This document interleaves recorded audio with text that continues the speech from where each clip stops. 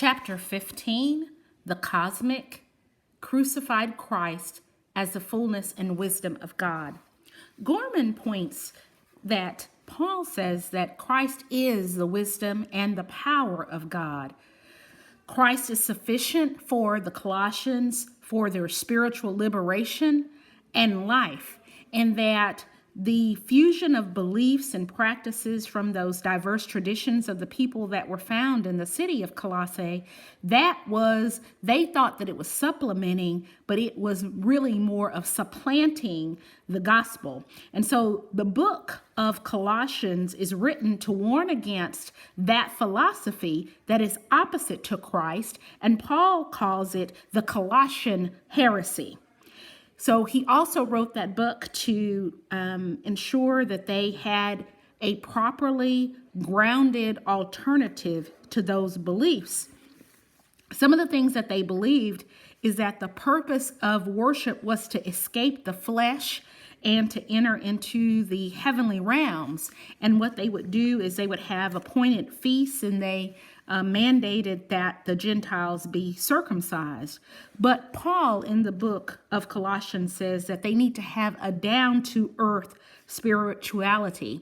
And the only way that we can become closer to God is on an ongoing basis, die to our old self so that we can be renewed into the new self.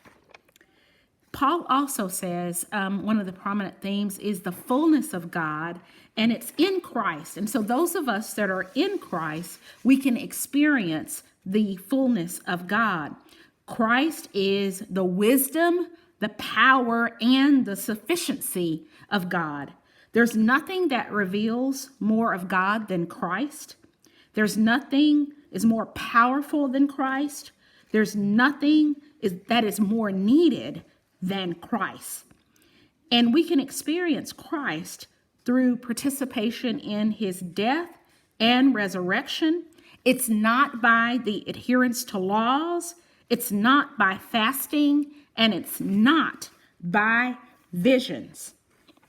As I read the chapter, and I thought about down-to-earth spirituality, a saying came to mind, and that saying is that sometimes Christians are so heavenly minded that there are no earthly good. And I believe that that's something that we all need to think about as we go day in and day out, to not be so absorbed with rules, regulations, and this better than mentality that Paul has talked so much about in the book of Colossians.